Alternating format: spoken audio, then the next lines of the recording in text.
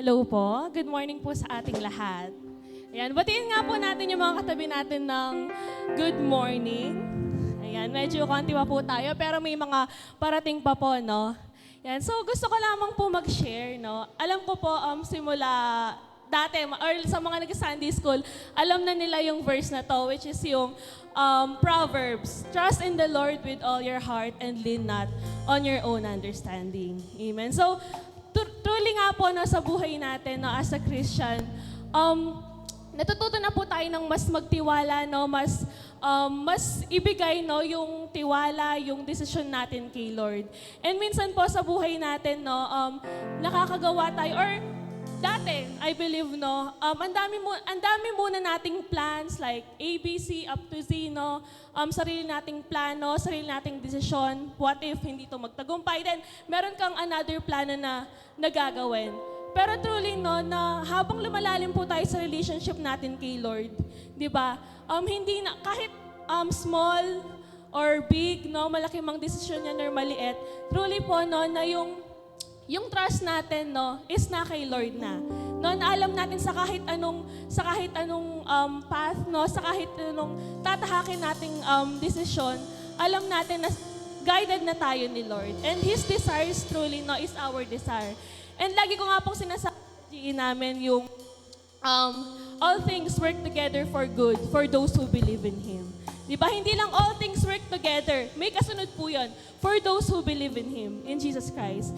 And kahit anong sitwasyon kahit anong sitwasyon nasan ka man ngayon, no, dahil kasama mo si Lord, tiyak na magtatagumpay ka.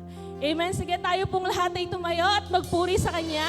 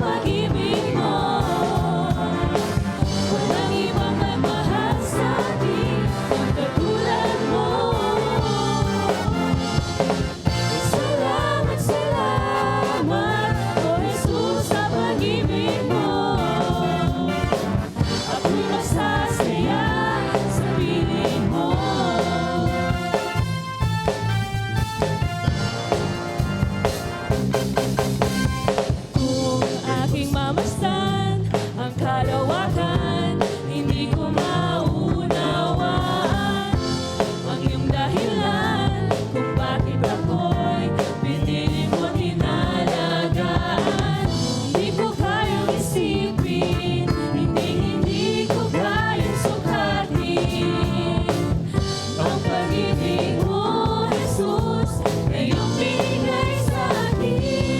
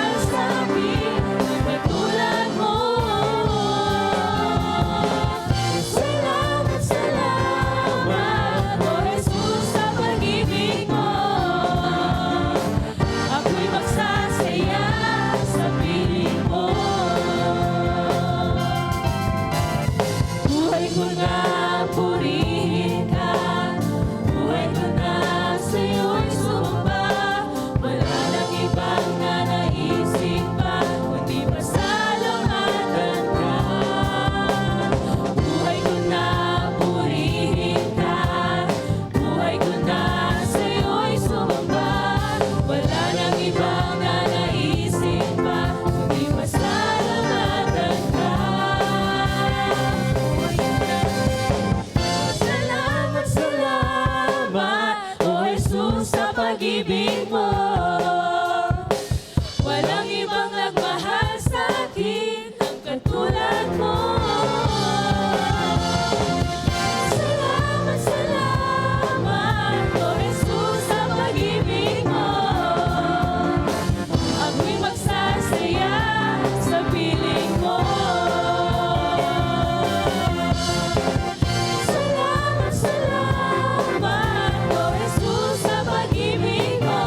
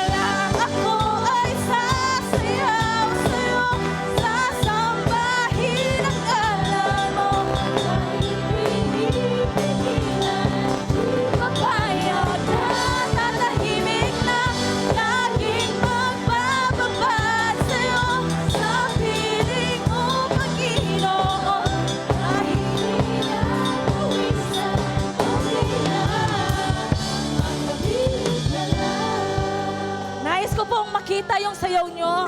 Minsan po, tayong lahat, yung chorus, no?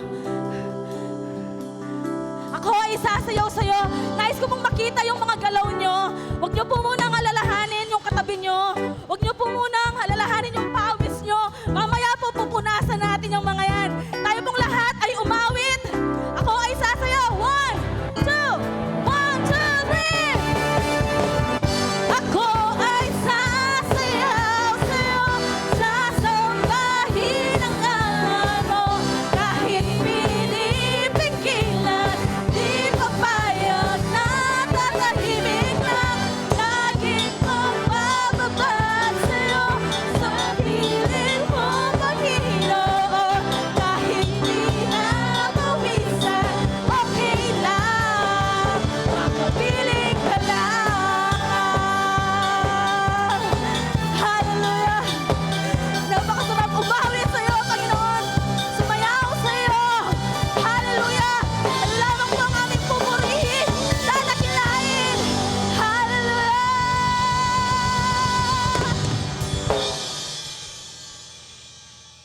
Patuloy ka naming sasambahin, Panginoon, pagkat magbababad kami sa piling mo. Yun ang aming priority every day, O God.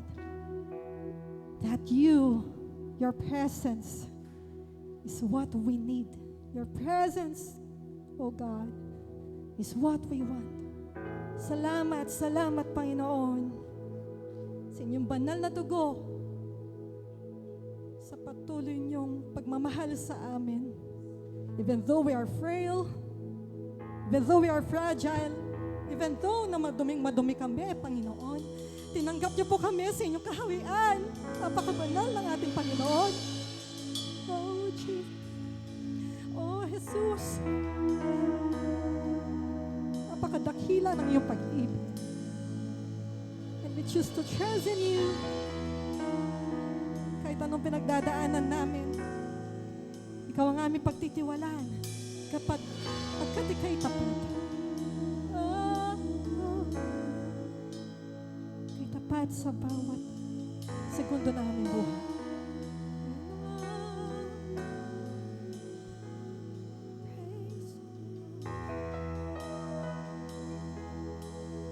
Sa aming bawat hininga, ikaw ang aming mithiin, Panginoong Yesus.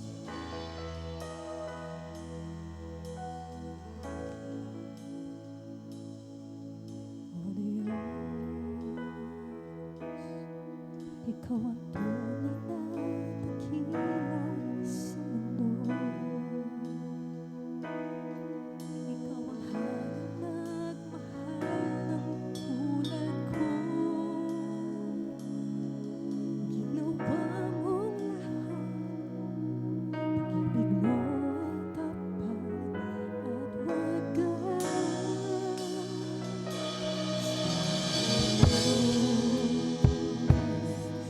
Wala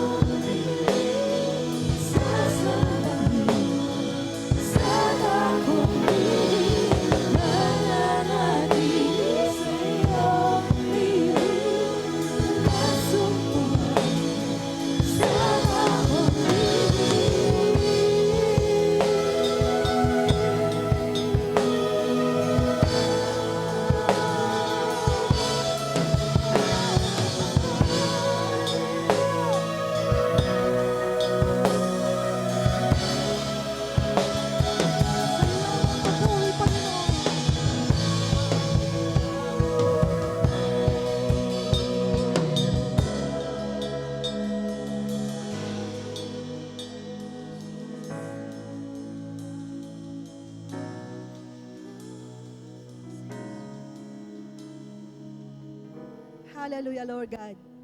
Yes, oh Lord God. Tunay nga, O Diyos, sa lahat ng panahon, Ikaw ay Diyos sa amin. Sa lahat ng oras, nariyan ka palagi para sa amin, O Diyos. Kaya marapat ka lamang na purihin at sambahin sa aming mga buhay, Lord God. Maitaas ka sa aming mga buhay. Thank you, Lord God. Thank you, Lord God. Truly, Lord God, Ikaw ay nanatiling tapat sa aming mga buhay dahil wagas ang pag-ibig na inukol mo sa aming mga buhay. Salamat, Panginoon, dahil sa aming mga buhay, laging nandyan ang iyong fresh manna sa amin. Every day, every morning, Father God, they are new every morning. Sa bawat araw, nandyan, Panginoon, nakakaranas po kami ng iyong biyaya. Nakakatanggap kami ng iyong kapahayagan sa bawat araw ng aming mga buhay. Dahil nananatili kang Diyos sa amin, O Diyos. Laging nandyan ang patnubay mo, ang gabay mo. Lagi naming nararanasan ang iyong pag-ibig, ang iyong katapatan, ang kagalakan, kapayapaan. Nararanasan namin, Panginoon, ang iyong kapangyarihan sa aming mga buhay dahil nananatili kang Diyos sa amin, O Diyos. Hallelujah, Lord God. Kaya mananatili kami sa inyo.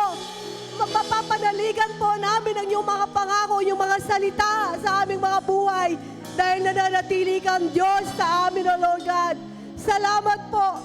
Meron po kaming Diyos, O Lord God, na nananatiling tapat at mabuti sa aming mga buhay.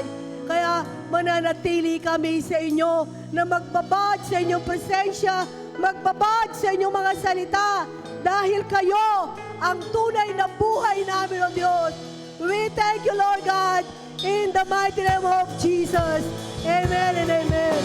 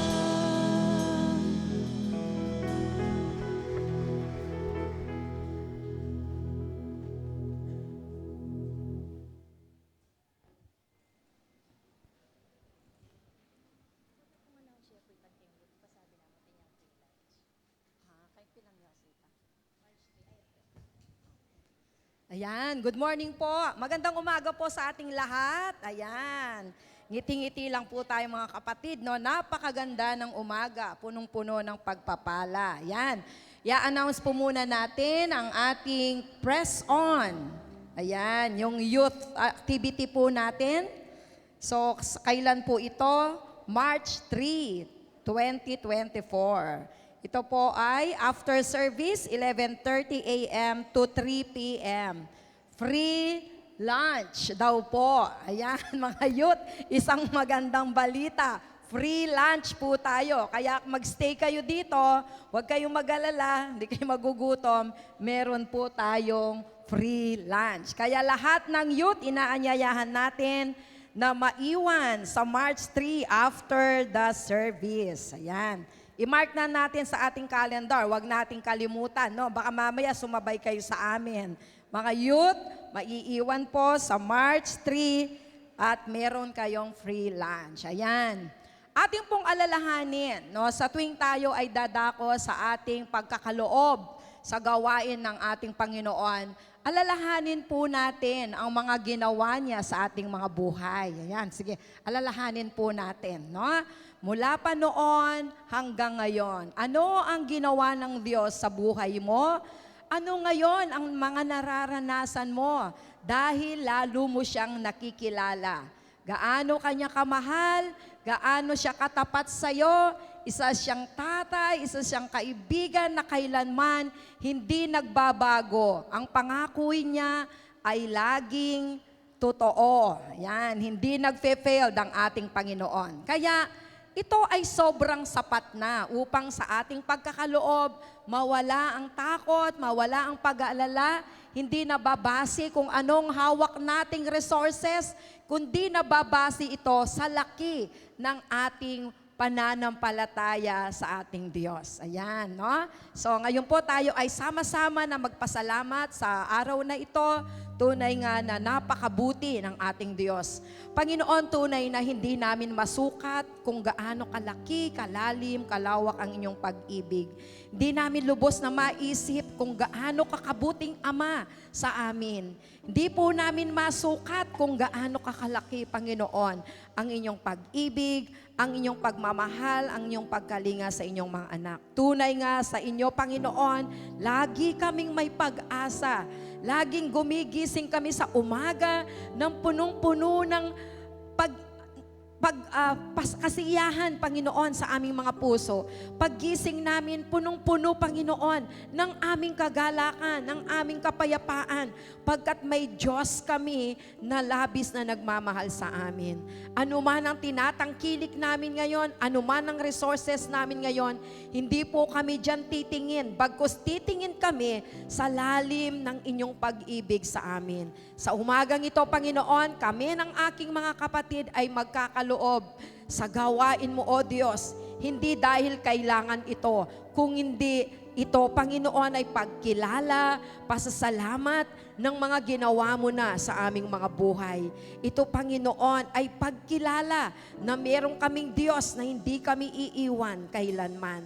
Na meron kaming Diyos na tapat sa kanyang pangako na kailanman, Panginoon, hindi mo kami pababayaan. Kaya sa umagang ito, buong galak kami, Panginoon, na magkakaloob at minsan pa, Panginoon, alam namin na ikaw ang nagmamahal sa amin. Salamat po, Panginoon. Pinupuri ka namin, dinadakila sa pangalan ng aming Panginoong Yesus. Amen.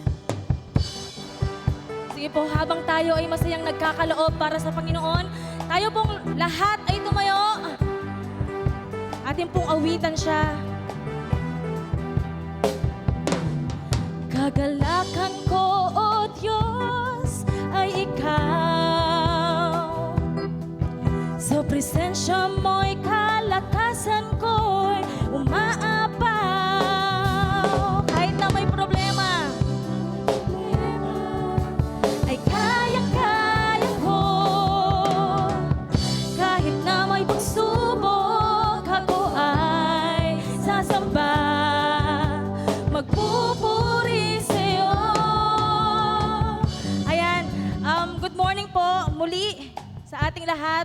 Nais po nating i-welcome si Marie Chris Tapang from Kutud, Angeles City, invited by Brother Ton. Ayun po, maari po bang siya ay kumaway para ma-recognize po natin siya ayon. Andun po siya sa likod.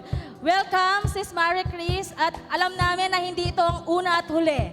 Ayan, tayo pong lahat ay magkamayan para sa Panginoon. Ako ay sasayaw sa'yo, sasambahin ang ngalan mo, kahit pinipigilan, di papayag na tatahimik lang, laging magbababad sa'yo, sa piling mo, Panginoon, kahit pinapawisan, okay lang, makapiling ka lang.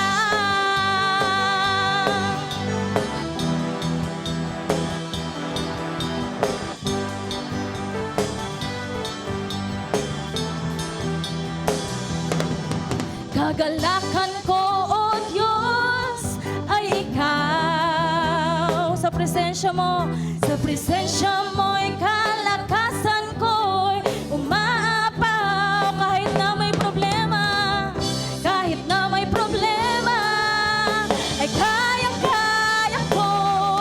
Sa gitna ng pagsubok, kami ay patuloy na sasamba sa iyo, Panginoon. Magpupuri sa iyo. Ako ay sasayaw sa iyo, sasambahin ang ngalan mo. Kahit pinipigilan, di papayag na tatahimik lang. Laging magbababad sa iyo, sa piling mo, Panginoon. Kahit pinapawisan, okay lang, makapiling ka lang. Hallelujah! Salamat, Panginoon. Wala po kami ibang sasambahin, kundi salamat sa buhay mo, sa ginawa mo na. Hallelujah!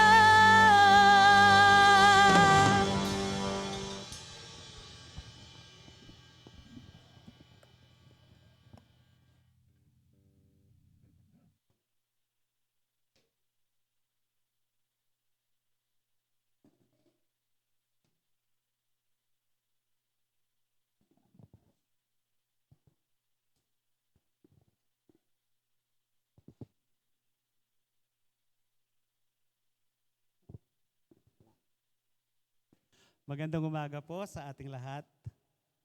Tunay nga po na napakabuti ng ating Diyos. So last Sunday po, natalakay po natin ang katapatan ng Diyos. So God is faithful. Yun po ang tinalakay natin last Sunday. So kung ang Diyos po ay... Amen. So patalastas.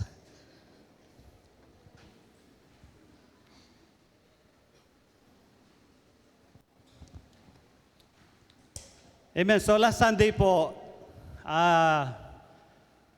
nakita po natin kung gaano katapat ang ating Diyos.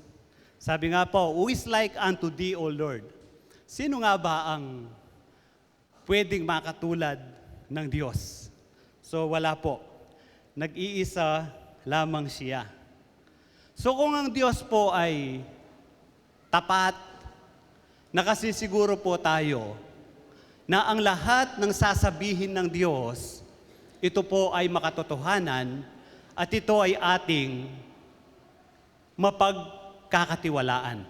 Kaya po ang topic po natin ngayon is truthful and trustworthy. So ang Diyos po ay makatotohanan at siya po ay mapagkakatiwalaan. So nakatitiyak po tayo kasi tapat ang ating Diyos. Pero po, mapapansin po natin, maraming mga tao ang hindi nagtitiwala sa Diyos. Maraming mga tao ang hindi naniniwala sa Diyos. Unang-una na po, ang mga Israelita. Sabi nga po sa John 1:11, He came to His own, but His own received Him not. Siya ay pumunta sa kanyang bayan, ngunit hindi siya tinanggap ng kanyang bayan. Kasi po, pwede lamang po nating maranasan, makita ang katotohanan ng salita ng Diyos sa paraang espiritual. Kung sa carnal mind po, napakahirap na tanggapin ang katotohanan patungkol sa Diyos. Kaya yung mga Israelita, ang ginamit po nila ay ang kanilang carnal mind. Kaya hindi po nila naunawaan ang salita ng Diyos. Sabi nga po sa John 3:32-33, pinatotohanan niya ang kanyang nakita at narinig, ngunit walang tumanggap sa kanyang patutuo. So ang Panginoon po, ang siyang nagpapatotoo tungkol sa kanyang nakita sa kanyang Ama. Subalit, ano po ang sinasabi? Walang tumanggap sa kanyang patutuo. Ang tumatanggap sa kanyang patutuo ay nagpapatunay na ang sinasabi ng Diyos ay totoo. So kasama na po tayo doon sa nagpapatotoo. Dahil tinanggap po natin ang katotohanan, ito po ay naranasan natin. Kaya nga po, tayo na mga tumanggap sa Panginoon ang makapagpapatotoo na ang sinabi ng Diyos, ito ay totoo. Dahil naranasan po natin ang katotohanan ng Diyos. Kaya nga po, malakas ang loob natin na patotohanan na lahat ng sinabi ng Diyos, ito ay talagang totoo. At sino ang ginamit ng Diyos? Unang ginamit ng Diyos na nagpatotoo tungkol sa ating Panginoon. Si John the Baptist, sa susunod na talata, si Juan ang tinutukoy ni Propeta Isaias nang sabihin niya. Mababasa po natin ito sa Isaiah 40 verse 3, ang talatang ito. Ito ang pahayag ng isang taong sumisigaw sa ilang, ihanda ninyo ang daraanan ng Panginoon, gumawa kayo ng mga tuwid na landas na kanyang lalakaran. So si John the Baptist po, ang unang sinugo na siya pong magpapakilala sa ating Panginoon. Tinatanong nga po siya ng mga leader ng Israel kung siya na ba ang hinihintay nilang pangako. Ang sabi ni John the Baptist, hindi ako, kundi ang kasunod ko. Ang sabi nga niya, hindi man nga ako karapat-dapat magkalag ng tali ng kanyang sandalyas. Pero, hindi pa rin sila naniwala. Kasi nga, ginagamit nila yung kanilang carnal mind. Ang sabi nga ng Panginoon, kung ayaw ninyong maniwala, maniwala kayo sa gawa. Kasi tinitingnan nila, dahil ang Panginoon, ang hari ang kanilang inihintay, manggagaling sa marangal na pamilya, manggagaling sa palasyo. Pero alam naman po natin, ang Panginoon isinilang sa sabsaban. At siya ay isinilang sa mahirap na pamilya. Kaya iyon ang tinitingnan nila. Bagamat alam nila ang kasulatan. Alam nila na tugmang-tugma ang ginagawa ni Jesus sa kasulatan. Subalit, because of their carnal mind, hindi nila tinanggap. Kasi nga, ang pamantayan nila ay ang pamantayan ng mundo. Pero tayo na tumanggap, hindi ang pamantayan ng mundo, kundi ang pamantayan ng Espiritu. Kasi ang Espiritu ng Diyos ay nasa atin na. Kaya naniniwala tayo sa sinasabi ng kasulatan. Ano nga ang paliwan? Ano nga ang pakilala ni Isaiah patungkol sa ating Panginoon? Isaiah 9:6, basahin po natin.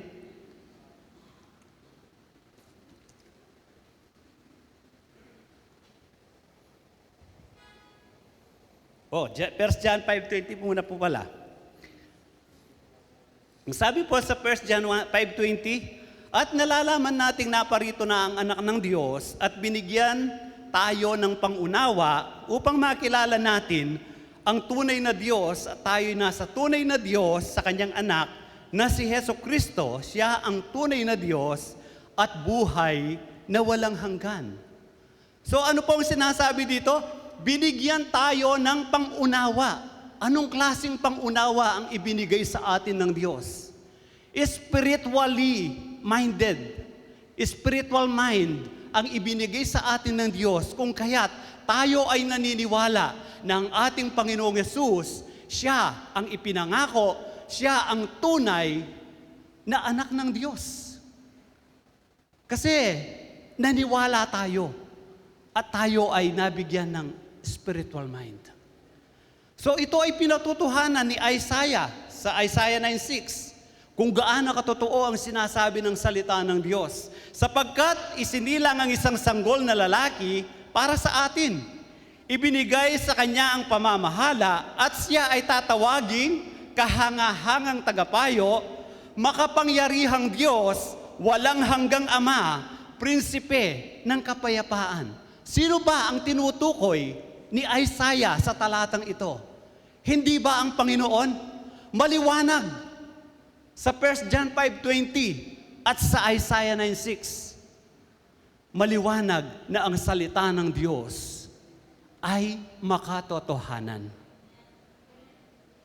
Nakasisiguro tayo na lahat ng sinabi ng Diyos, ito ay totoo. At ito pa ang matindi sa susunod na verse, ang ating Panginoon na mismo ang nagpapatotoo patungkol dito.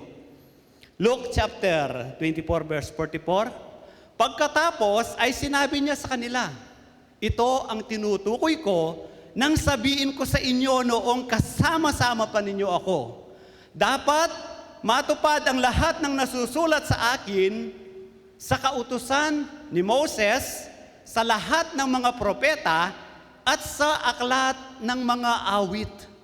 Kaya nga po, kung tayo ay magbabasa sa Old Testament, ako po, binabasa ko ngayon ng Old Testament. Nasa Leviticus na ako. Bagamat po, kapag dumating ka doon sa Numbers, Leviticus, puro batas. Tapos, puro mga pangalan, yung lahi ni ganito. Misa parang nakakainip. Pero po hindi.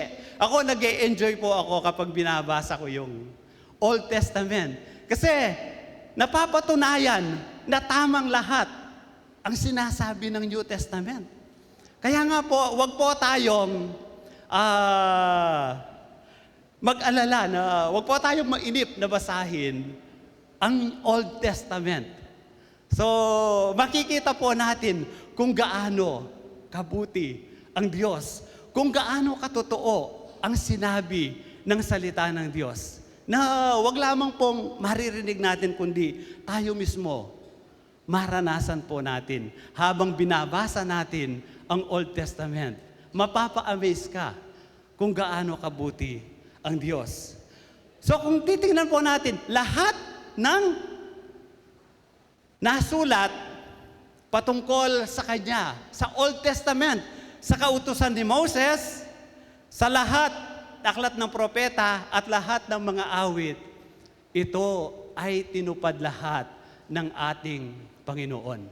Kaya nga po, ang ating Diyos ay tunay na truthful and trustworthy.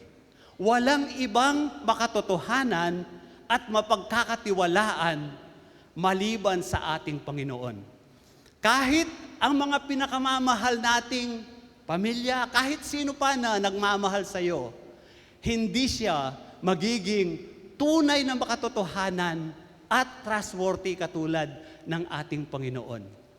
Naalala ko nga noon ang aking nanay. Ang dami niyang pinatay na nagtitinda. Diba, nung bata kami, dahil yung sa baryo, bihira lamang pumunta sa bayan yung mga nanay. Siyempre, pag pupunta ng bayan, gusto mo, sumama ka, pupunta sa bayan. Tapos mangangako siya, huwag ka nang sasama, bibili kita ng laruan. O siyempre, masaya ka na, hindi ka na magpupumilit, nasasama pa. Excited ka sa kanyang pag-uwi, talagang inaabangan mo siya. Pag-uwi niya, ayun, wala yung laruan. Siyempre, iiyak ka. Magsisinungaling na lang siya. Hindi kita nabili kasi namatay yung nagtitinda. Laging ganon ang kanilang alibay.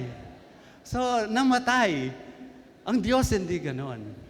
O kaya naman, mayroong isang lalaki na nanliligaw sa kanyang minamahal na babae. Siyempre, mangangako yan. Kung sasagutin mo ako, liligaya ka sa piling ko. Bibigyan kita ng magandang buhay. Siyempre, si babae naman, dahil nararamdaman naman niya yung katapatan ni lalaki, sinagot niya. Kasi nga, ayan, maganda ang kanyang trabaho, mabait siya, magaling. Siyempre, sasagutin niya. And then, magpapakasal na sila. Pagkatapos ng kasal, si lalaki, excited na, papasok na sa trabaho.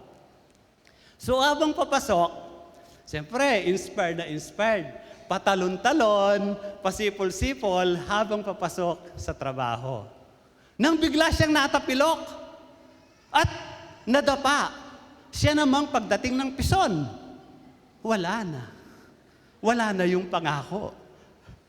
So kahit na gaano katapat, kahit na gaano katotoo ang pangako ng isang tao, siya ay apektado ng sitwasyon dito sa mundo.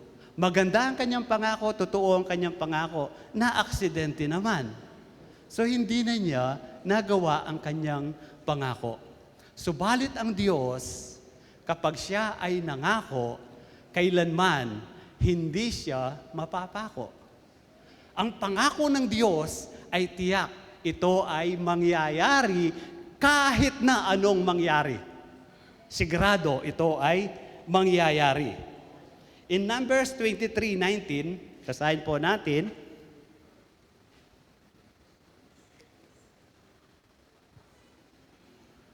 Amen? So ano raw po ang Diyos? Ang Diyos ay hindi sinungaling. So sabi ng nanay ko, bibili niya ako ng laruan. Namatay ang nagtitinda pala. Nagsinungaling siya. Ang Diyos ay hindi sinungaling na tulad ng tao. Ano mang sabihin niya ay kanyang gagawin.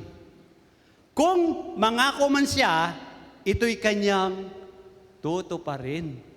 Ganoon ang Diyos. Kaya ang Diyos ay tunay na mapagkakatiwalaan. So ang talatang ito po ay nabanggit ni Balaam. Kasi po ang sabi ni Balak, Haring Balak kay Balaam, dahil paparating na ang mga Israelita, pumunta ka dito, sumpain mo ang ang mga Israelita. Kasi lahat ng susumpain mo ay minamalas. No? Lahat ng susumpain mo ay minamalas. Kaya nga, sumpain mo sila. So, sabi ni Balaam, si Balaam, dudulog muna ako sa Diyos. So sabi ng Diyos kay Balaam, wag na wag mong susumpain ang mga taong yan. Sapagkat, ano po ang sabi ng Diyos? Pinagpala ko na sila. Ibinigay na ng Diyos ang pagpapala sa kanila. Walang sino mang pwedeng sumumpa sa kanila kasi naibigay na ng Diyos ang kanyang pagpapala. Hindi katulad ng tao, pwedeng mangako siya, mamaya ay hindi na pala. Pero ang Diyos, hindi ganon. Kaya nga po, nasabi ni Balaam, bagamat nagpumilit pa siya, di ba? Yung asno, yung nagsalita yung asno, yun po si Balaam. Pinipilit pa rin niyang pumunta doon para sumpain ang bansang Israel, pero pinigilan siya ng Diyos. Dahil babayaran siya. Noon pa man po, marami na ang mga corrupt na tao, hindi lamang sa panahon ngayon. Si Balaam ay isang propeta at siya ay nagpapabayad, nakukuha sa suhol. So balit, ang Diyos, tiyak ang kanyang pangako na pinagpala na niya ang bansang Israel. Kaya nga po, ito ang sinabi niya. Kaya nagalit si Balak. Ang sabi ko, sumpain mo, bakit? Ito nga ang pinasasabi ni Yahweh. Ganoon po, kabuti ang Diyos. And then sa susunod po, ang sabi dito, hindi nagbabago at hindi nagsisinungaling ang Diyos. O inulit po, hindi nagbabago at hindi nagsisinungaling ang Diyos tungkol sa dalawang bagay na ito. Ang kanyang pangako at sumpa. Kaya tayong nakatagpo ng kanyang kalinga ay panatag ang loob na umaasa sa mga pangako niya. So maliwanag po. Sa Old Testament, sinabi po, hindi sinungaling ang Diyos. Sa New Testament, pinatunayan po na hindi sinungaling ang Diyos, kundi tinutupad niya ang kanyang pangako at sumpa. Amen? So, napakabuti ng Diyos. And then in 2 Corinthians chapter 1 verse 19, ano po ang sinasabi?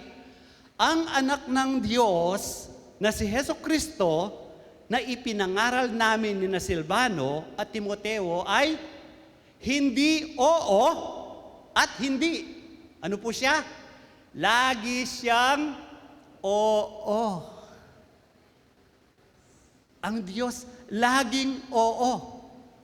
Ang sabi nga po, hindi siya oo o hindi, kundi laging oo. Sapagkat kay Kristo, ang lahat ng pangako ng Diyos ay palaging, what? Oo. Dahil dito, nakakasagot tayo ng Amen. Sa pamamagitan niya, para sa ikaluluwalhati ng Diyos. Yan po ang ating Diyos. Makatotohanan at mapagkakatiwalaan. Sapagkat ang sagot niya ay laging oo.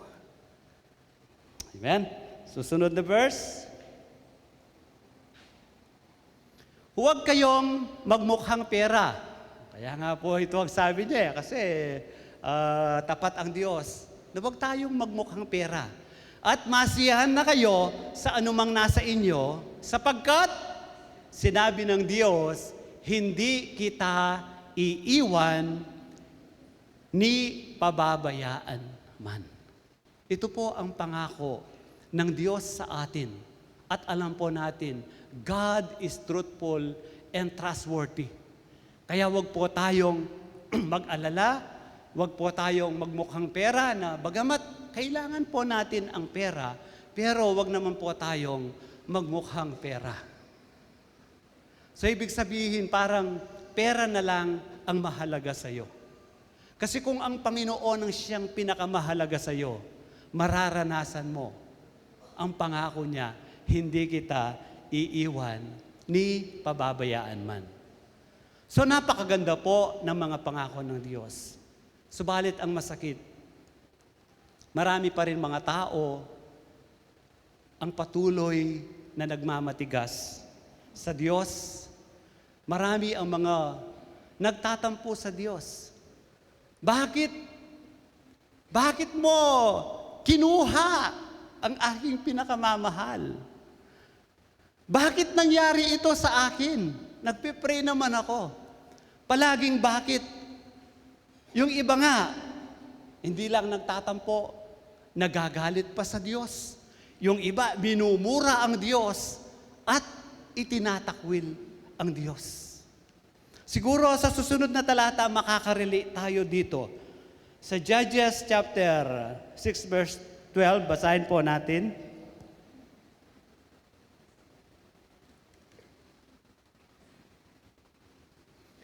So ito po, nagpakita sa kanya ang anghel ni Yahweh. So si Gideon po ito, no? Si Gideon. At sinabi sa kanya, sumaiyo si Yahweh, magiting na lalaki. Ano po ang sagot ni Gideon? Sumagot si Gideon, mawalang galang na po. Parang narinig ko si Robin Padilla sa kanyang pelikula. Mawalang galang na po. Kung talagang kasama namin si Yahweh, bakit ganito ang nangyayari sa amin? Di ba? Kung talagang totoo ang Diyos, bakit nangyayari ito sa buhay namin? Kung talagang totoo ang Diyos, bakit hindi niya pinagaling ang aking anak? Minsan ganun yung sentimiento natin sa Diyos. Nasaan na ngayon ang mga kababalaghang ginawa niya noon, gaya ng ikinuwento sa amin ng aming mga ninuno? Nasaan na ang pangako ng Diyos? Ang sabi nila, mabuti ang Diyos. Nasaan na? Totoo ba talaga ang Diyos? May Diyos ba talaga? Bakit nangyayari ito sa amin? So ito po ang kwento, ang sagot ni Gideon. Kung paanong sila'y iniligtas niya sa Ehipto. So, di ba sa Sabot Saling Lahi, kinukwento ng kanilang mga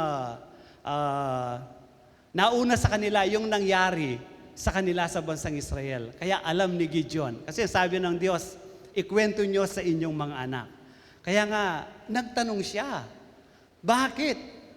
Nasaan na ang pangako ng Diyos? Pinabayaan na kami ni Yahweh sa kamay ng mga Midianita. Ang sabi ng binasa natin, hindi kita iiwan ni pababayaan man. Pero ang sabi ni Gideon, pinabayaan na kami. Sinungaling ba ang Diyos? Iniiwan ba tayo ng Diyos? Hindi. Kailanman, sabi nga ng salita ng Diyos, hindi nagsinungaling ang Diyos. Kung babasahin po natin ang Genesis, nung magkasala ang tao, nangako na ang Diyos. Sa Genesis chapter 3 verse 15, ano ang sabi niya?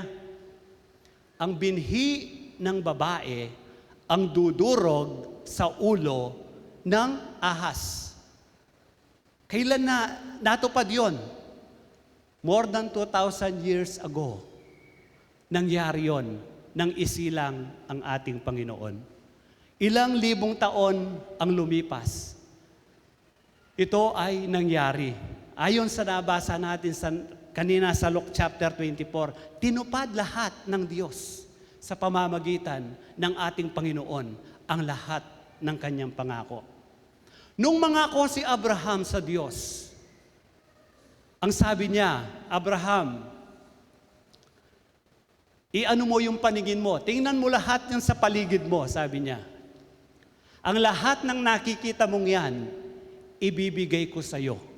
Di ba nung unang napunta si Abraham sa lupain ng Kanaan, na ang mga tao noon ay hindi pa ganoon kasama. Ang sabi ng Diyos sa kanya, maaalipin muna ang iyong lahi ng 400 years. Kapag hinug na ang kasamaan ng mga taong ito, ibibigay ko sa iyo ang lupang pangako, ang Kanaan. Nangyari ba ang pangako ng Diyos?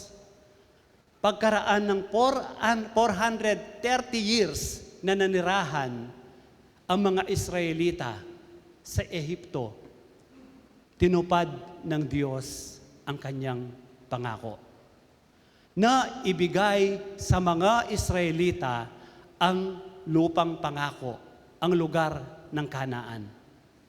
Tinupad ng Diyos. Ang tanong, lahat ba ng nakarinig sa unang pangako, sila ba ay nakarating sa Promised Land? Hindi. Si Joshua at Caleb lamang ang siyang nakarating sa lupang pangako. Even Moses, siguro kung mayroong taong dapat na makarating sa lupang Kanaan, ito na si Moses. Pero bakit hindi nakarating si Moses sa lupang pangako? So titingnan po natin, ano kaya ang dahilan? Nagsinungaling ba ang Diyos? No. Ang nangako ay tumupad sa kanyang pangako. Ang pinangakuhan, hindi nakamtan ang pangako. Sino po ang may kasalanan? Yung nangako o yung pinangakuan? Yung pinangakuan. Kasi yung nangako, tumupad. Yung pinangakuan, hindi nakamtan. So, hindi iyon kasalanan ng nangako. Kaya wala tayong karapatan na sisihin ng Diyos. Sapagkat ang Diyos, sabi nga, hindi siya sinungaling. Siya ay tumutupad sa kanyang mga pangako. Walang pangako ang Diyos na hindi niya tinupad. Lahat tinupad. Kung hindi mo makamtan ang pangako ng Diyos, ikaw ang may pagkukulang. So dapat din po nating isaalang-alang na sa mundong ito, meron pong mga natural law. Na ang mga natural law, ito po ay galing din sa Diyos. Ano po ang isang halimbawa ng natural law? The law of gravity. Ito po ay galing sa Diyos. Ang author po ng law of gravity ay ang Diyos.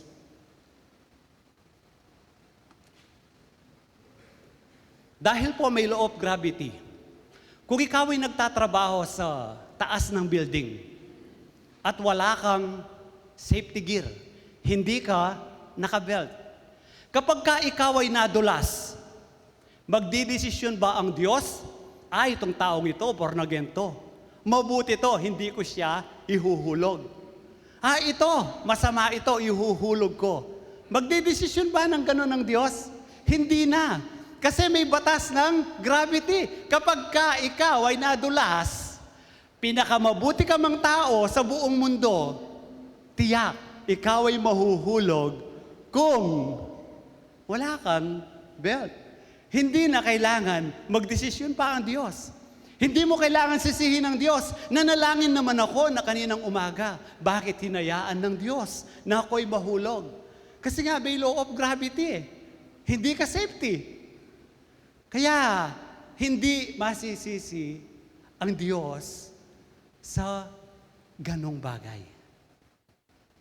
Tayo ang may pagkukulang kung bakit nangyayari ang mga bagay na ito. So wala pong problema sa Diyos. Tayo po ang may problema.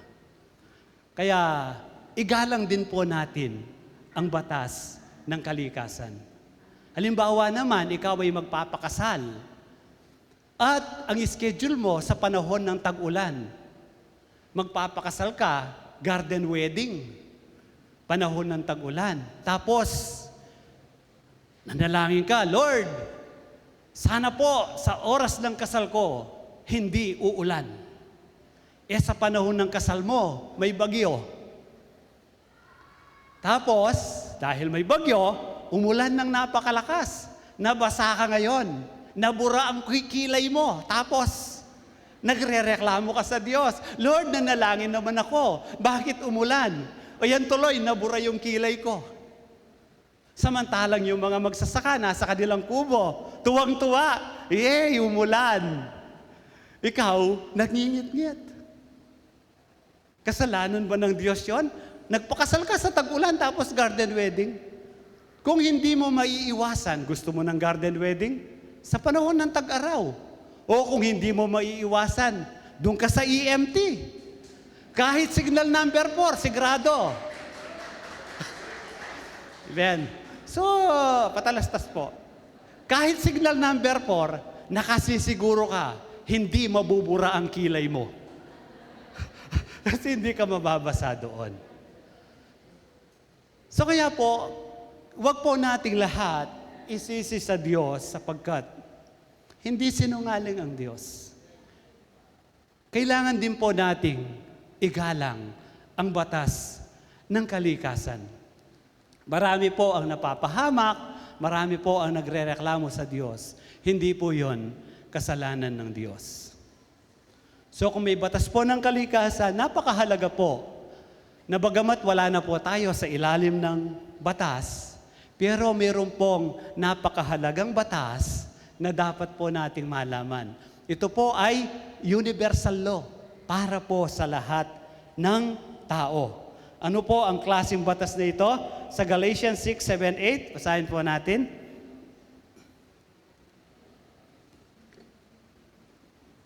So sabi po, huwag ninyong linglangin ang inyong sarili. Hindi maaaring tuyain ang Diyos. Kung ano ang itinanim ng tao, yun din ang kanyang aanihin. Ito po ay universal law. What you sow, you shall reap.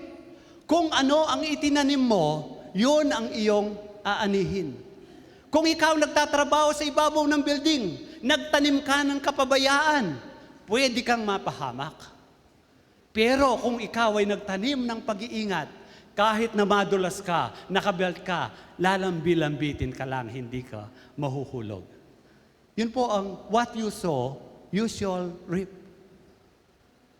Kaya kailangan po nating bigyan ng pansin ang bagay na ito. At sa susunod po, ito po ay napakahalaga. Sa verse 8, verse 8 po ng balik. Sa verse 8, ang sabi po, ang nagtatanim para sa sarili niyang laman ay aani ng pagkabulok mula sa laman. Ngunit, ang nagtatanim para sa Espiritu ay aani ng buhay na walang hanggan. Kung tayo po ay magtatanim, carnally, ano po ang sabi? Kapahamakan ang siyang mangyayari sa iyo. Pero kung ikaw ay magtatanim ng espiritual, buhay na walang hanggan, buhay na masagana at kasiya-siya. Bagamat tayo po ay nasa mundong ito, bagamat tinanggap na po natin ang Panginoon, pwede pa rin po tayong mabuhay bilang carnally minded. Kaya po, paalala na tayo po ay magtanim sa spiritual na kalagayan. In Romans chapter 8 verse 6, ang sabi po, for to be carnally minded is death. But to be spiritually minded is life and peace. So napag-aralan na po natin ito. Ano nga po ang death? Separation. Kapag tayo ay nagtanim ng carnally, makamundo, ang bunga po nito ay kamatayan, which is separation. Pagkahiwalay sa Diyos. Kaya kapag po tayo ay namumuhay in the flesh, tayo po mismo ay umaalis doon sa protection ng Diyos. Kasi separation sineseparate po natin ang ating sarili sa Diyos. Kaya pwedeng mangyari na tayo ay mapahamak. So, yung pong sinasabi ko mapahamak, hindi po yung espiritu natin. Kasi perfect na yon. Wala nang pwedeng mabawas doon. Pero in this world, malaki ang magiging kabayaran nito. So wag po tayo ma-confuse na sa salvation natin, sabi nga, ang regalo ng Diyos hindi na ito kukunin sa atin. Pero malaki ang magiging epekto nito sa ating pamumuhay bilang anak ng Diyos sa mundong ito. Na ang plano ng Diyos isang buhay na ganap at kasiya-siya. Kung tayo po ay mamumuhay carnally, hindi po natin mararanasan ang pangako ng Diyos na buhay na ganap at kasiya-siya sa mundong ito. Sapagkat ang death, sabi ko nga po, separation. Ano po ang dulot ng pagkahiwalay sa Diyos? Lust, worry, fear, envy, anger. So si Adan, nung sila ay magkasala, ano po ang unang pumasok sa kanilang buhay? Nung makita nila na sila ay hubad, nag-alala sila. Paano niyan? Hubad tayo. Nung dumating ang Diyos na dati ay sinasalubong nila, natakot sila. Kasi hubad sila. Yun po ang bunga ng pagkahiwalay sa Diyos. Yung worry at yung fear. Kaya nga sa Bible, palaging sinasabi ng Panginoon, huwag kayong matakot, huwag kayong mag-alala. Yun po ang bunga ng separation sa Diyos. Tayo po kasama natin ng Diyos. Kaya po sinasabi ng Diyos, pinapaalala sa atin ng Diyos, huwag kayong mag-alala, huwag kayong matakot. Kasi kasama natin ng Diyos. At ano pa po, sabi ko nga, envy. Nagkakaroon tayo ng inggit. And then kasunod nun, galit. Si Cain, nainggit siya kay Abel kasi tinanggap ng Diyos ang kanyang handog at ang kanya ay hindi. So nung nainggit siya, naghari sa kanya ang galit, pinatay niya ang kanyang kapatid. Kaya kung tayo po ay mamumuhay in the flesh, pwede pong mangyari sa atin ang mga bagay na ito. So hindi po ibig sabihin na ikaw ay natakot, ikaw ay nag-worry, carnal ka na. Ang pinag-uusapan po natin dito, kapag ang worry ay naghari sa iyong buhay, ang takot ay naghari sa iyong buhay, doon pa lamang masasabi natin na you are carnally minded. Kasi po lahat naman tayo nakakaranas ng natatakot ka, pero hindi naman po naghahari ang takot sa buhay mo. Natural sa, di ba? Kung paparating ang napakabilis na sasakyan, natatakot ka. Pero hindi ibig sabihin na carnal ka na nun. Ang sinasabi pong carnally minded ay yung kapag ka naghari na sa iyo ang takot, kapag ka naghari na sa iyo ang inggit, doon po natin masasabi na you are carnally minded.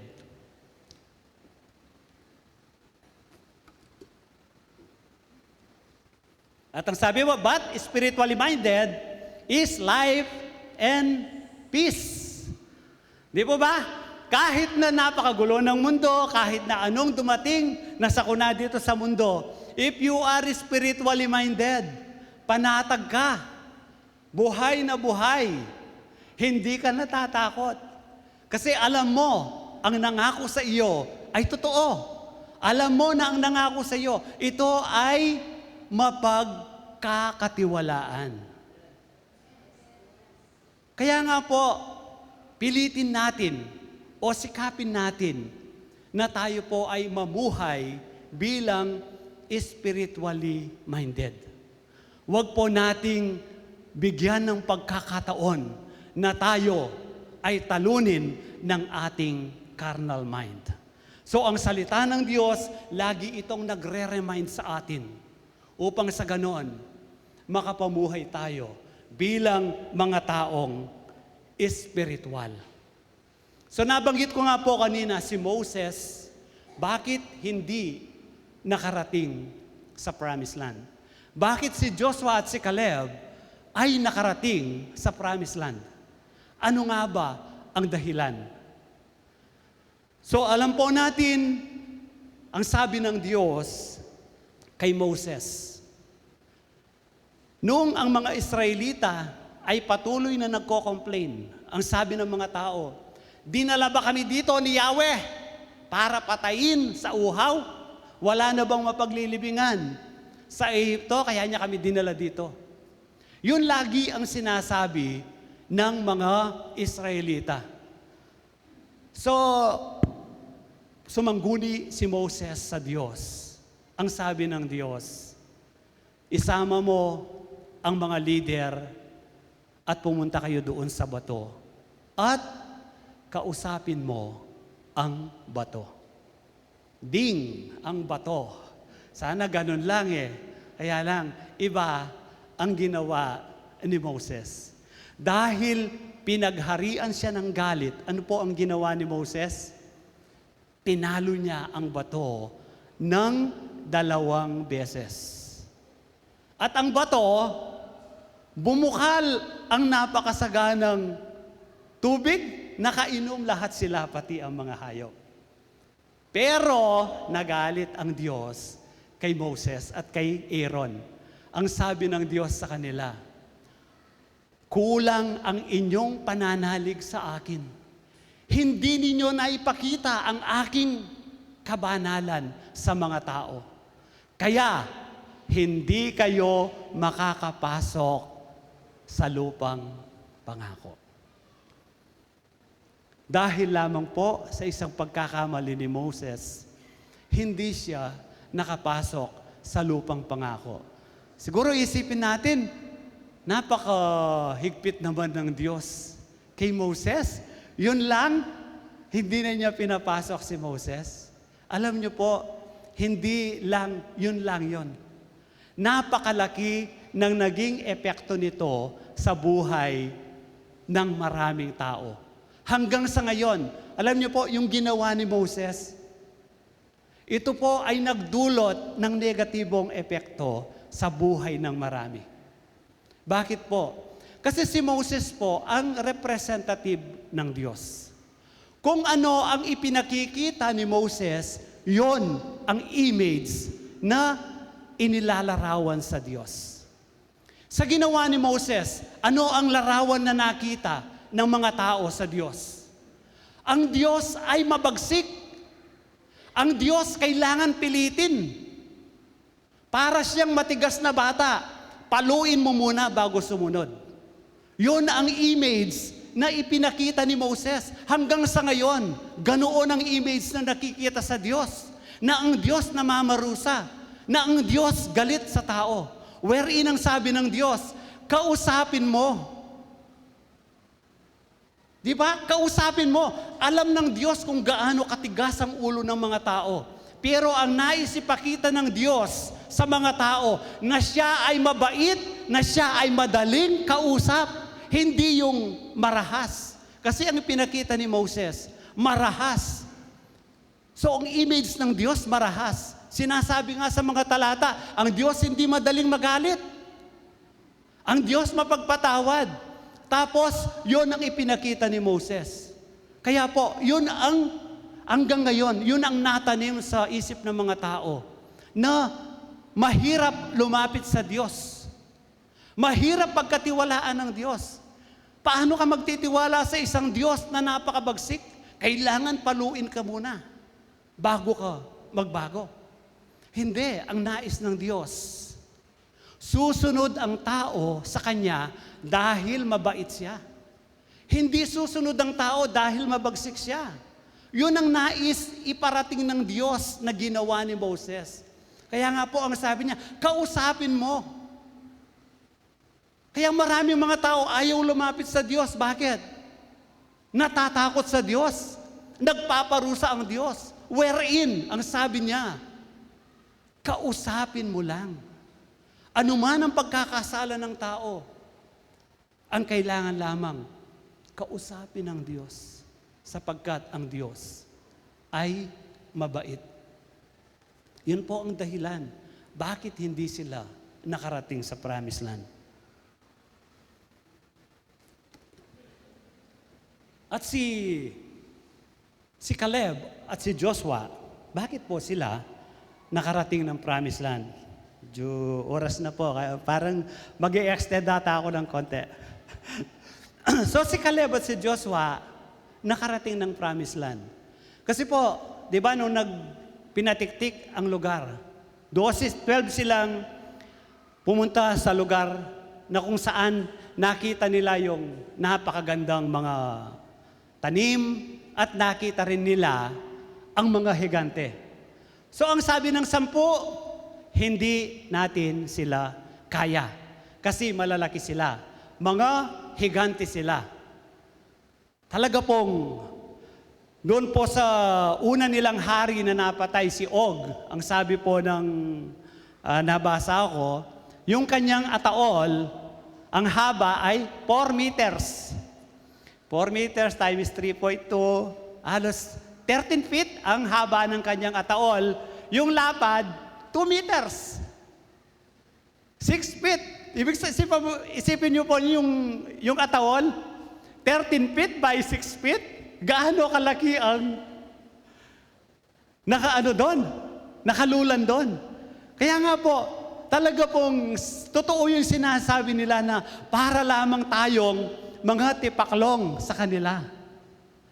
Makikita natin sa NBA, yung mga 7-footer. Yun, 13 feet ang ataol. Kung may allowance na lang na 1 foot, ibig sabihin 12 foot. 12 feet ang taas niya, tapos yung lapad niya 6 feet. Parang pinagdikit mo yung 5 katao. At ipinatong mo si Pastor Chris sa akin, nakaganon pa yung kamay. So ganon katataas ang mga kalaban nila. Kaya nga, higante ang tawag sa kanila. Pero po, ano ang sabi ni Joshua at Caleb? Lusubin natin sila. Kayang-kaya natin sila sapagkat kasama natin si Yahweh. Samantalang sila, wala nang tutulong sa kanila. Si Joshua at Caleb, na iportray nila na ang Diyos ay makapangyarihan, ang Diyos ay mapagkakatiwalaan. So yun po, kaya sila ay nakapasok sa lupang Kanaan. They are spiritually minded. Kasi kung carnally minded sila, ganoon din ang sasabihin nila. Malalaki sila, hindi natin sila kaya. Kaya nga po, if you are carnally minded, puro negative ang makikita mo. But if you are spiritually minded, puro positive. Kaya natin. Bakit? Kasi kasama natin ang Diyos. Kaya nga po, kung hindi natin kasama ang Diyos, pwede pong mangyari sa atin ang susunod na verse na parang minsan ayaw nating tanggapin bilang mga anak ng Diyos. So sabi po, ito pa ang isang bagay na napansin ko sa mundong ito. So ang pinag-uusapan po dito is sa mundong ito, which is carnally. Ang mabilis ay di lagi siyang nananalo sa takbuhan, ni ang malakas ay laging nagwawagi sa digmaan. Ang matatalino'y di laging nakasusumpong ng kanyang mga kailangan at di lahat ng marunong ay yumayaman. So ito po pinag-uusapan po dito sa mundo. Napansin ko rin na di lahat ng may kakayahan ay nagtatagumpay. Totoo po ba? So lahat, ito po, kung minsan ayaw natin itong tanggapin, lahat ay dinaratnan ng malas. Paano po yun? Kasi po kapag tayo, nag-isip tayo, naghari sa atin, ang ating carnal mind, pwede po na tayo ay datnan ng malas. Para hindi po tayo datnan ng malas, always maging spiritually minded po tayo. Sapagkat ang pinag-uusapan po dito, kung babasahin po natin ang Ecclesiastes, ito po ay patungkol sa buhay dito sa mundo. Kaya po, wag po tayong ma-confuse kapag binabasa natin ang Ecclesiastes. Palagi niya sinasabi, walang kabuluhan, ang mayaman, ang mahirap, parehong mamamatay, ang lahat ay walang kabuluhan. Ang gagawin na lang natin, uminom, kumain. So yun po ang sinasabi ng mga ngaral. Dito po, yun sa mundo. Sa paraan ng mundo. Ganun po. Pero, mayroon naman po siyang conclusion doon sa huli na alalahanin mo ang lumikha sa iyo. So, ibig sabihin, ano man ang gagawin natin, kailangan nangunguna ang Diyos sa buhay natin. Kung kakain ka, ang Diyos ang pinasasalamatan mo. Kung iinom ka, ang Diyos ang siyang pinasasalamatan mo. Hindi ka malalasing. So, hindi naman niya ipinagbawal na uminom. Ibig ng ating Panginoon. Siya yung uminom. Hindi ko po sinasabi na, ay, libre na tayong uminom. Hindi po. Nasa conviction po natin yon. If you are living in the Spirit, i-guide ka ng Panginoon. Hindi ka magiging lasenggo. Kaya, wag po tayong magtaka kung minsan, bakit dinaratnan tayo ng malas. Di ba, may mga, halimbawa, sa isang kumpanya, yung mga nagtatrabaho doon, 20 years nang gumagawa ng hindi maganda. Marami ang mga may naikwento sa akin.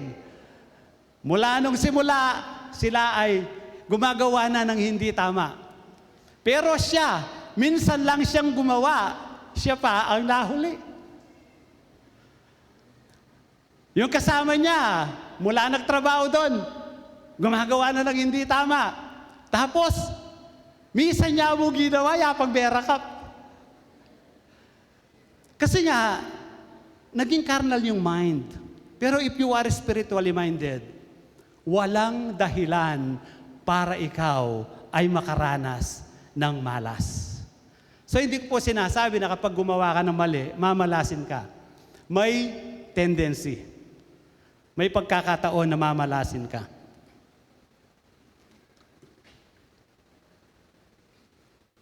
Kaya nga po, sa buhay po natin, binigyan po tayo ng Diyos ng regalo ng pananampalataya. So we have the faith of Jesus. Bakit po kung minsan hindi nagagamit sa tamang lugar ang ating pananampalataya? Dahil kung minsan naghahari sa atin ang ating carnal mind. Kung kayo po ay magpapalagay ng CCTV sa inyong bahay, laban sa masasamang loob, saan po ninyo ilalagay ang CCTV? Sa labas ng bahay o sa loob ng bahay? Sino po ang maglalagay ng CCTV sa labas ng bahay? Pwede pakitaas ang kamay. Wala po? Sino ang maglalagay sa loob ng bahay? Magtaas ng kamay. Wala rin. Walang magpapa-install ng CCTV sa atin. So kung minsan po, ano po ba ang pinaka tamang lugar na paglalagyan ng CCTV laban sa masasamang loob? Di po ba sa labas ng bahay? May tutulad po natin yung CCTV sa labas ng bahay bilang spiritually minded. Yung sa loob ng bahay, parang carnally minded. Bakit po? Kasi kung nasa labas yung CCTV, paparating pa lang yung masamang loob, nakikita mo na siya, hindi mo na siya papapasukin sa iyong bahay. Di po ba?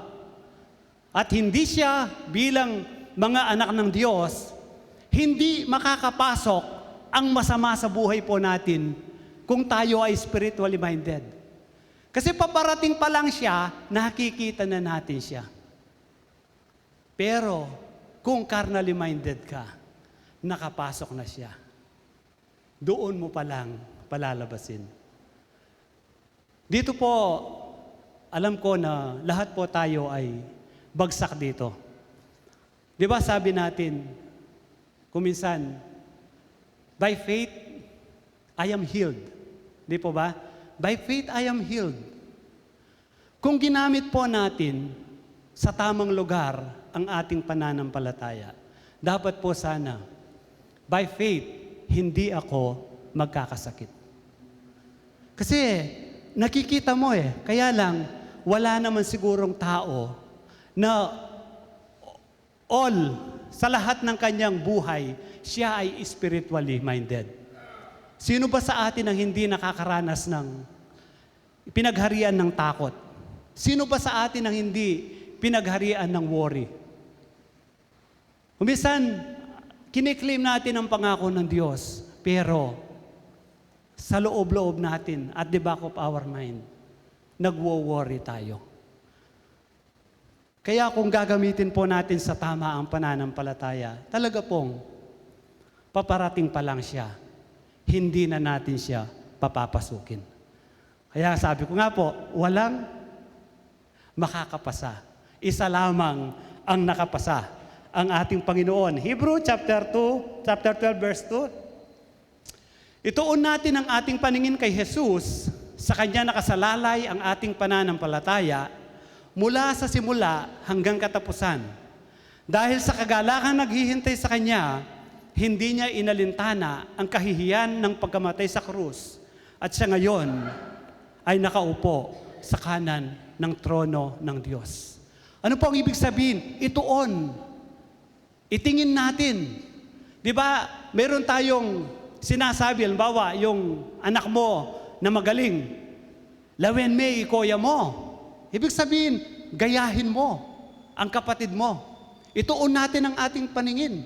Gayahin natin ang ating Panginoong Yesus.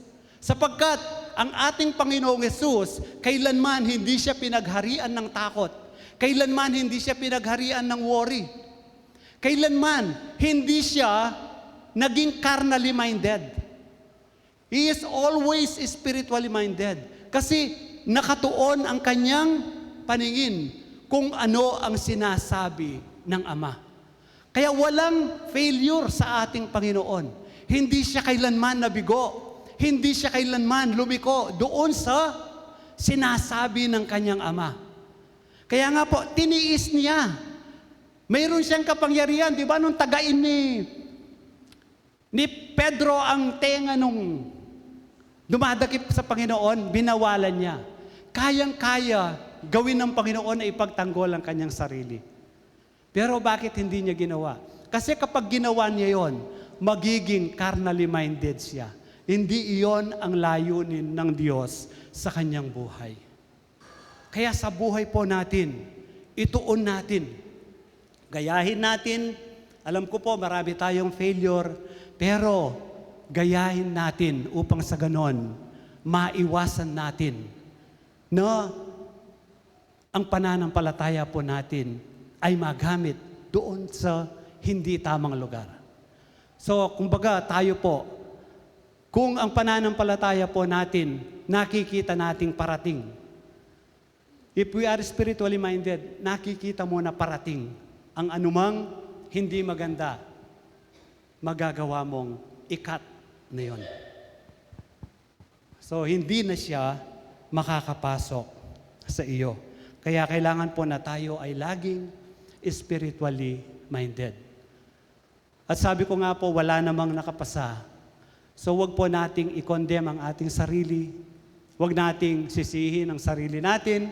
Wag nating sisihin ang Diyos sapagkat tutulungan tayo ng Diyos kung tayo man ay nag-fail sa ating buhay espiritual. Hindi ka pababayaan ng Diyos. Gaya nga po ni Haring David. So mag-i-extend po ako talaga. Gaya nga po ni Haring David. Diba si Haring David siya ay minsan sa buhay niya naging carnally minded siya. Nung makita niya si Bathsheba na naliligo, pumasok sa kanya ang pagnanasa. At pinatawag niya si Bathsheba, sinipingan, nabuntis. Gumawa siya ng paraan, pinauwi ang asawa niya na si Urias para sipingan ang kanyang asawa, para pagtakpan ang kanyang kamalian. Subalit, hindi yon ginawa ni Urias. So, nung wala nang magagawang alibay pa si David, pinapatay niya si Urias. Pinasugod niya sa kalaban at siya ay iniwan at siya ay namatay. At ano ang sabi ng, di ba pumunta si Nathan, nagkwento kay David, ang sabi ni David, mamamatay ang taong yon sa ginawa niya. Sabi ni Nathan, ikaw ang taong yon. So sabi ni David, nagkasala ako. Nagsisi si David, nagkasala siya. Pero ano ang sabi ng propeta? Hindi ka mamamatay. Subalit ang anak mo ay mamamatay. So namatay nga po ang anak ni David. So ito po ang senaryo sa buhay ni David. Basahin po natin sa 2 Samuel. So sabi po ng propeta, mamamatay ang kanyang anak. So nagkasakit po ng malubha ang anak ni David. Ito po ang si David po ay patuloy na nanalangin sa Diyos na sana wala namang kasalanan ng anak, na wag na siyang mamatay. Pero namatay pa rin po ang anak. Ito po ang sabi ni David kasi natatakot yung mga alagad niya na sabihin na patay na ang bata.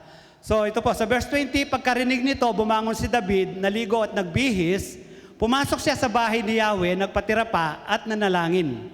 Pagkatapos, umuwi siya at umingi ng pagkain. Tinanong siya ng kanyang mga tauhan, hindi po namin kayo maintindihan.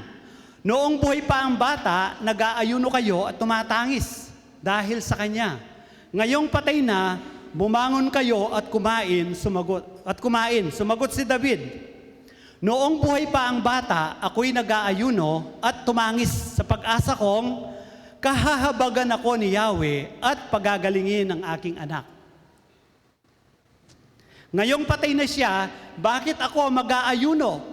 Maibabalik ko pa ba ang kanyang buhay? Balang araw susunod ako sa kanya, ngunit hindi na siya makakabalik sa akin. So kung minsan, sa buhay po natin, mayroon po tayong ipinapanalangin. So, hindi man po nagbago ang sitwasyon ni Haring David, nagbago naman po ang kanyang puso. Kaya nga po, ang sabi niya, maibabalik ko pa ba ang buhay ng aking anak? Hindi na. Pero, ang sabi po niya, balang araw, ako ang susunod sa kanya. So kaya po, masakit po ang namamatayan, huwag po nating sisihin ng Diyos kung bakit nawalan tayo ng mahal na sa buhay. Kundi, kung tayo po ay patuloy na lalapit sa Diyos, hindi man magbabago ang sitwasyon natin, babaguhin naman ng Diyos ang ating puso at tayo po masasabi po rin natin, katulad ng sinabi ni David, balang araw, ako ang susunod sa Kanya. Hindi na siya magbabalik sa akin, pero balang araw, siya ay susunod sa akin. So, yun po, tunay nga pong ang Diyos ay pwede nating pagkatiwalaan. And then sa last verse na lang po, sige, basahin natin. Ang lahat ng kasulatan na kinasihan ng Diyos at kapakipakinabang sa pagtuturo ng katotohanan, sa pagsaway sa maling kamalian, sa pagtutuwid sa likong gawain at pagsasanay para sa matuwid na pamumuhay. So ang salita po ng Diyos, i-guide po tayo kung ano ang dapat nating gawin. Hindi po magic ang salita ng Diyos na kapag sinabi mo, ito'y mangyayari. Subalit, ang salita ng Diyos ang siyang magtutuwid sa atin kung ano ang dapat nating gawin. Amen. Kaya po, napakahalaga na patuloy po nating pag-aralan ang salita ng Diyos. So hindi man po magbago ang sitwasyon natin, babaguhin ng Diyos ang puso natin. Yung pong music. So habang pong wala pa sa taas si Pastor, nasabi ko nga po kay Brother Ray, i-example ko po siya. So si Brother Ray po ay na-stroke din, no? Siya po ay nanay-tatay na ngayon. Pero po nanalangin siya na lumakas ang kanyang kamay para makapagmaneho. Kaya po, ngayon siya po ay nagmamaneho na, pero kaliwa po ang ginagamit. Yun po ang tuturuan po tayo ng Diyos. Kaya huwag po tayong matakot, huwag po tayong mag-alala. Ang Diyos ay mabuti. Purihin po ang Diyos.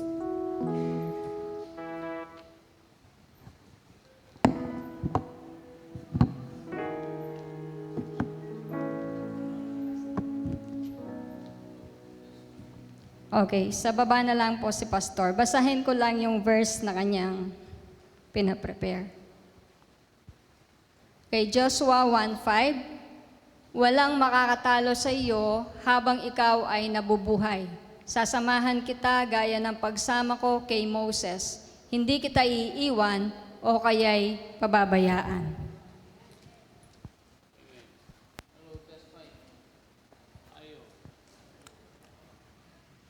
Hello, palakpakan natin Panginoon sa kanyang ginamit na si Haring Solomon, si Solomonic Wisdom. So, tuloy nga mo, marami siyang wisdom na galing sa Panginoon. Salamat sa pamilya niya, ano, tuloy nagmamahal, ang kanyang misis nagmamahal sa kanya. Talagang mahal na mahal niya si misis niya. At ganun din ang kanyang mga anak. So, tunay nga na ang Diyos ay makapangyarihan. Hello? Ayan. Tunay nga ang Diyos ay makapangyarihan. At sabi nga sa kanyang pangako kay Joshua, kung kay Joshua ay hindi ko siya pinabayaan. Ikaw din. Ikaw ay magtatumpay at walang kailanman makakatalo na kalaban mo. Kaya, tunay na tayo po ay nakatiyak na ang Diyos ay totoo sa magitan ng buhay ni Moses. Kung paano ang Diyos ay nagsabi dahil kay Jesus, at hindi lang niya sinabing mahal niya ang tao, kundi ibinigay niya ang kanyang pagtulong. Kaya, tunay na tayo po ay masalamat sa Panginoon at sa mga bagay na na-discuss ni Barso sa kanyang preaching, ang Diyos ay ginawa niya ang lahat. Sa panahon natin, ginawa niya ang lahat ng bagay.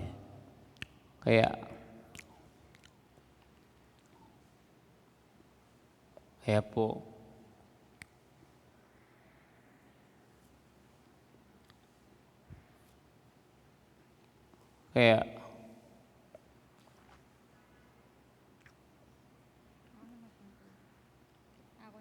ako na. Kaya po, ang kabutihan ng Panginoon ay tunay na ibinagit niya sa magitan ng pag-ibig. Hindi niya sa lang sinabi, kundi ibinakita niya, ibigay niya ang kanyang bugto na si Jesus. Okay? So, tunay na mahal niya ang tao at mahal niya ang mundo. So, maraming nilisas si Barsol na verse. Isa rito ay yung tunay na ang Diyos ay totoo at kanyang ang sinabi, tunay na sa kanyang pagsalta ng mga salita ng ito. 2 Corinthians 5:20, ay nandoon na ginawa niya ang lahat ng Diyos. Kaya ang lahat. Kaya nasa atin kung ito'y ating tatanggapin. So, di naman lahat tayo ay perfecto at maintindihan natin ang lahat ng bagay. Pero, sa tulong ng Diyos, ay nandoon na ang kanyang pangako ay talagang ginawa niya sa pagitan ni Kristo. Kaya it is finished ng Kristo. Ginawa niya ang lahat ng bagay sa ating mga buhay. Lahat ng bagay na sinasabi niya totoo ay ginawa niya.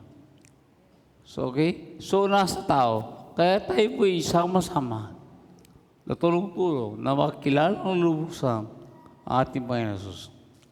Kaya, tayo po ay pinagaling na. Kagaya ko po, pinagaling na ako ng Diyos. Sa carnal-minded, sa ating physical na kaisipan, tunay na lumalala si Pastor. Hindi po. Ang Diyos ay tapat, ang Diyos ay gumawa na ang lahat ng bagay. Kaya, sabi ko kay Sinori, nag-wheelchair ako yan kasi makakalakad ako niyan. Wala na akong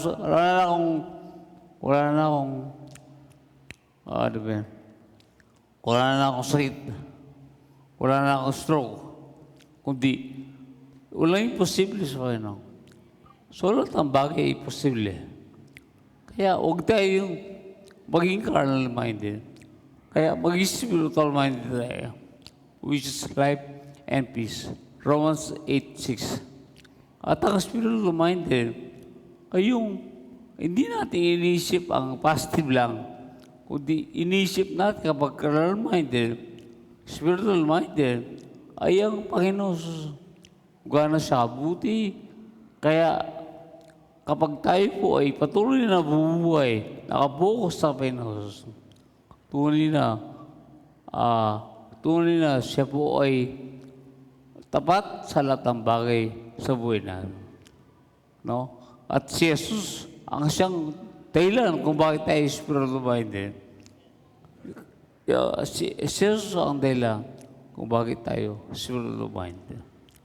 Kaya, purihin Panginoon sa wakit ito, sabayin tayo, ay sambayin natin ang Panginoon, pasalwatan sa lahat ng bagay na Kanyang ginawa sa ating mga buhay. Tunay na tayo sama-sama. Again, sinasabi ko sa inyo, tulong-tulong. Hindi, walang perfecto sa atin. Meron tayong kanya-kanyang pagkulang. Pero, nandiyan ang salita ng Diyos. Nandiyan ang Panginoon. Tingnan mo.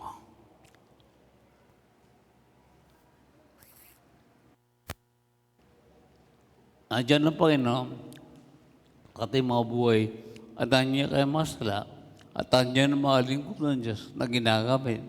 Para sa ganun, ay patuloy natin makilala kung gaano siya katotoo at gaano siya mapagkakatiluan sa buhay na. Kaya, good morning po. Magandang umaga sa inyo lahat. So, purihin Panginoon. So, lalo at tayo at pasalamatan natin Diyos. Purihin ka, Panginoon. Sabayin ka. dakilain ka. Salamat po, O Diyos. Ano ang bagay na nangyari sa amin? Yan ay totoo. At kami, yan ay totoo ka. At kayo ay magpagkakatiwala. Kaya salamat po sa bawat isa sa amin. Salamat sa kanyang, sa aming tagapagsalita na ginamit ngayon sa mga ito. Kaya sinasamba ka namin, pinupuri, dinatagilya. Sa pangalan ni Jesus. Amen. God bless you po.